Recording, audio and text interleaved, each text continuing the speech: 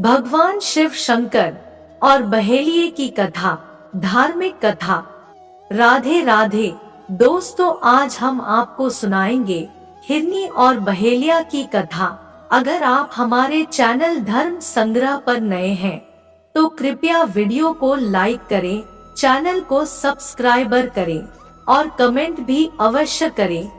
एक बार माता पार्वती ने भगवान शंकर से पूछा, ऐसा कौन सा सरल और श्रेष्ठ व्रत पूजन है जिसे मृत्युलोक के प्राणी सहज ही आपकी कृपा प्राप्त कर लेते हैं। इसके उत्तर में महादेव शिव शंकर ने पार्वती जी को बताया कि फागुन मास में कृष्ण पक्ष की चतुर्दशी को शिवरात्रि का व्रत मनाया जाता है। महाशिवरात्रि की पूजा विधि और उपवास विधि बताकर भगवान शंकर ने माता पार्वती को एक कथा सुनाई। उन्होंने बताया कि प्राचीन समय चित्रभानु नामक एक शिकारी था। वह रोज जंगल में जाकर शिकार करता और ऐसे ही अपने परिवार का पालन पोषण करता था। चित्रभानु उसी नगर में रहने वाले एक साहूकार का कर्जदार भी था और आर्थिक तंगी के कारण ऋण नहीं चुका पा रहा था। एक दिन साहूकार ने गुस्से में आकर चित्रभानु को शिव मठ में बंदी बना लिया। संयोग से उसी दिन मासिक शिवरात्रि थी। मासिक शिवरात्रि के कारण शिव मंदिर में भजन और कीर्तन हो रहे थे, जिसका बंदी शिकारी चित्रभानु ने पूरी रात आनंद लिया। अगली सुबह साहूकार ने शिकारी को अपने पास बुलाया और ऋण चुकाने के लिए कहा, जिसके बाद शिकारी चित्रभानु ने कहा, सेठ जी मैं कल तक आपका पूरा ऋण चुका दूंगा। शिकारी के वचन को सुनकर सेठ जी ने उसे छोड़ दिया। सेठ से आजाद होकर शिकारी शिकार के लिए जंगल में गया, किंतु पूरी रात बंदी गृह में भूखा प्यासा होने के कारण वह थक गया था और शिकार की खोज में जंगल में बहुत दूर आ चुका था, जहां से उसे लौटने में सूर्यास्त होने लगा। जिसके बाद उसने सोचा, आज तो रात जंगल में ही बितानी पड़ेगी। ऊपर से उसे कोई शिकार भी नहीं मिला था जिसे बेच वो सेठ जी का ऋण चुकाता। यह सोचते सोचते वह एक तालाब के पास पहुंचा और भरपेट पानी पीकर सुस्ताने के लिए एक बेल के पेड़ पर चढ़ गया, जो उसी तालाब के किनारे पर था। उसी पेड़ के नीचे एक शिवलिंग था, जो पत्तियों से ढके होने के कारण नहीं दिख रहा था। कर्ज चुकाने और परिवार के लिए खाना लाने की चिंता में व्याकुल शिकारी चित्रभानु पेड़ पर बैठे बैठे बेलपत्र को तोड़ तोड़ कर नीचे गिराए जा रहा था।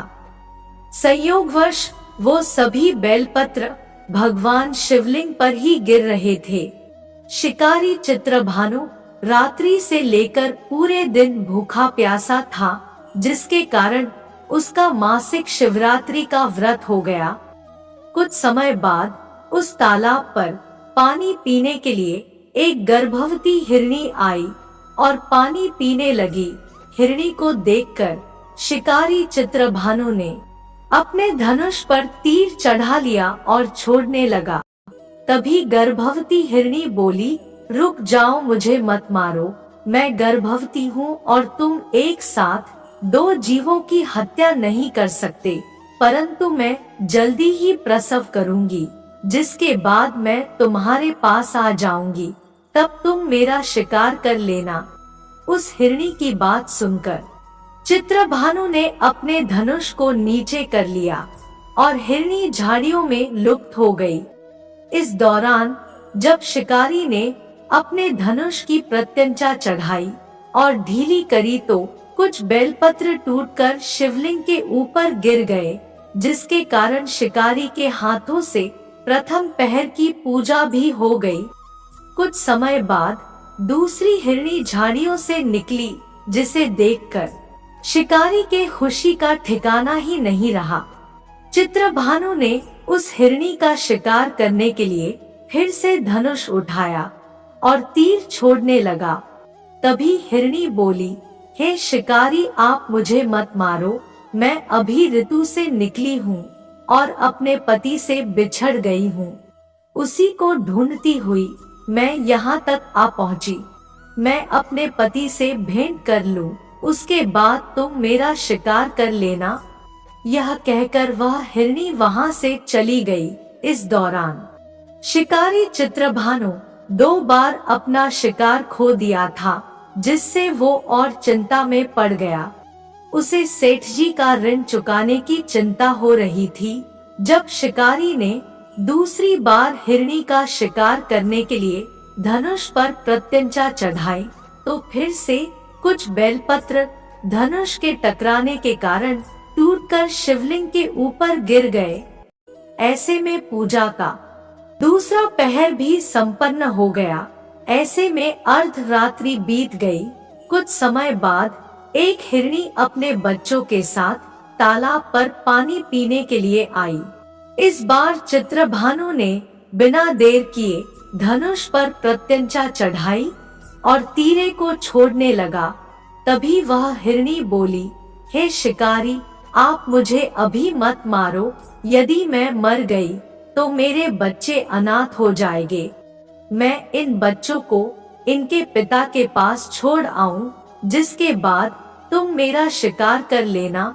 उस हिरनी की बात सुनकर शिकारी चित्रभानु जोर से हंसने लगा और कहा, सामने आए शिकार को कैसे छोड़ सकता हूँ, मैं इतना भी मूर्ख नहीं हूँ। 2 बार मैंने अपना शिकारी खो दिया है, अब तीसरी बार नहीं खोना चाहता हूँ। शिकारी की बात सुन हिरनी बोली, हे शिकारी, जिस प्रकार तुम्हें अपने बच्चों की चिंता सता रही है, उसी प्रकार मुझे अपने बच्चों की चिंता हो रही है।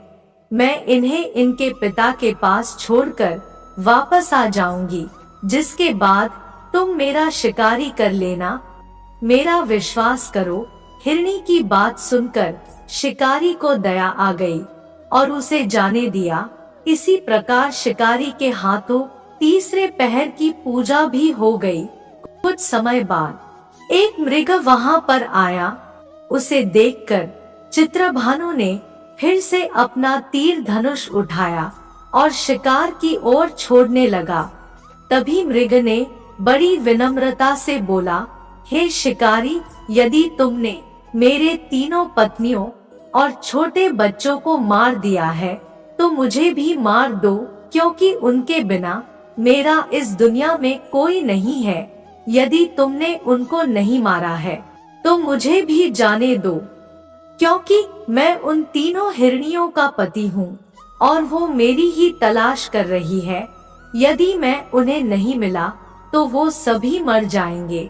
मैं उन सभी से मिलने के बाद तुम्हारे पास आ जाऊंगा, जिसके बाद तुम मेरा शिकार कर सकते हो। उस मृग की बात सुनकर शिकारी को पूरी रात का घटना चक्र समझ आ गया। मृग ने शिकारी को कहा, मेरी 3 पत्नियां जिस प्रकार प्रण करके गई है, उसी प्रकार वो वापस आ जाएगी, क्योंकि वो तीनों अपने वचन की पक्की है। और यदि मेरी मृत्यु हो गई तो वो तीनों अपने धर्म का पालन नहीं करेगी। मैं अपने पूरे परिवार के साथ शीघ्र ही तुम्हारे सामने आ जाऊंगा। कृपा करके अभी मुझे जाने दो। शिकारी चित्रभानु ने उस मृग को भी जाने दिया और इस प्रकार बार बार धनुष उठाने और नीचे रखने में बेलपत्र गिरने के कारण अनजाने में उस शिकारी से भगवान शिवजी की पूजा संपन्न हो गई, जिसके बाद शिकारी का हृदय बदल गया और उसके मन में भक्ति की भावना उत्पन्न हो गई। कुछ समय बाद मृग अपने पूरे परिवार अर्थात 3 हिरनी और बच्चों के साथ उस शिकारी के पास आ गया और कहा कि हम अपनी प्रतिज्ञा अनुसार यहाँ आ गए हैं। हे शिकारी, आप हमारा शिकार कर सकते हैं। जंगल के पशुओं की सच्ची भावना को देखकर शिकारी चित्रभानु का हृदय पूरी तरह पिघल गया और उसी दिन से उसने शिकार करना छोड़ दिया। अगले दिन वो नगर लौटा और किसी और से उधार लेकर सेठ जी का ऋण चुका दिया और स्वयं मेहनत मजदूरी करने लगा। जब शिकारी चित्रभानु की मृत्यु हुई तो उसे यमदूत लेने आए, किंतु शिव दूतों ने उन्हें भगा दिया और उसे शिवलोक ले गए। इस प्रकार उस शिकारी को मोक्ष की प्राप्ति हुई। भक्तजनों, आशा है कि आपको आज की कथा अच्छी लगी होगी, तो इसके लिए एक कमेंट, एक लाइक, एक सब्सक्राइब और एक शेयर अवश्य करें।